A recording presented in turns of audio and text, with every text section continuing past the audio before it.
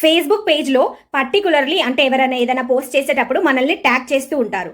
So అలా tag చేసినప్పుడు ఆ కంటెంట్ ఏదైతే ఉంటుందో అది కాపీరైట్ కంటెంట్ అయినా మన పేజ్ పైన ఎఫెక్ట్ పడుతుంది. సో అలా ట్యాగ్స్ పెట్టుకోవద్దు ఫస్ట్. సో అయితే పెట్టినప్పుడు దాన్ని ఎలా రిమూవ్ చేయాలి అన్నదాన్ని నేను మీకు ఇక్కడ చూపిస్తున్నాను. చూడండి, how to remove tags in 1 click. Okay, so మనల్ని మన పేజ్కి ట్యాగ్ చేస్తున్న లింక్స్ అన్ని ఒకటే క్లిక్తో ఎలా డిలీట్ చేయాలో చూద్దాం. తర్వాత మీరు స్క్రోల్ చేస్తే మీకు ఇక్కడ సెట్టింగ్ అన్న ఆప్షన్ కనిపిస్తుంది.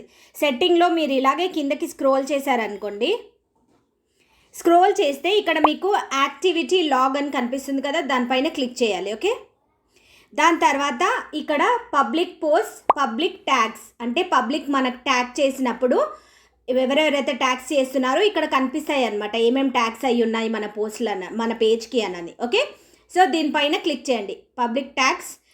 సో ఇక్కడ మనల్ని ఎవరెవరైతే ట్యాగ్ చేశారో, మన పేజ్ని ఎవరెవరైతే ట్యాగ్ చేశారో ఇక్కడ అన్నీ కనిపిస్తాయి చూడండి. సో ఇలా కనిపిస్తాయి. మనం మీకు పర్టికులర్లీ కావాలంటే ఒకటైనా సెలెక్ట్ చేసుకోవచ్చు, లేదు అంటే సెలెక్ట్ ఆల్ పైన క్లిక్ చేసి రిమూవ్ ట్యాగ్స్ అనండి. Remove tags.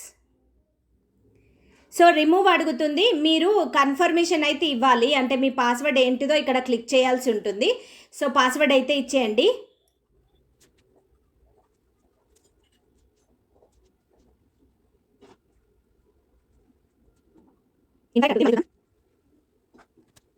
ఓకే, సో ఇలా ట్యాగ్స్ అన్ని రిమూవ్ అయిపోతాయి. కొంతసేపు ఆగి రిమూవ్ చేస్తారు. It may take some time to process అని అంటుంది. సో ఇఫ్ ఏమైనా చేంజెస్ ఉంటే ఇక్కడైతే తెలిసిపోతుంది, ఇది కొంచెంసేపు తర్వాత రిమూవ్ చేస్తారంట.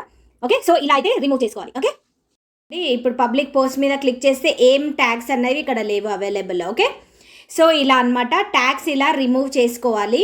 లేదు అంటే వాళ్ళు ఏదైనా కాపీరైట్ కంటెంట్ వేశారనుకోండి, మీ పేజ్ పైన ఎఫెక్ట్ అన్నది పడుతుంది, డిమానిటైజ్ అయ్యే ఛాన్స్ ఉంటుంది. సో ఇలా ట్యాగింగ్ అన్నది రిమూవ్ ఒకటేసారి చేసుకోవాలి. మీరు ట్యాగే పెట్టకుండా చెయ్యాలి అని అంటే నేను నెక్స్ట్ వీడియోలో చెప్తాను. Okay, thank you.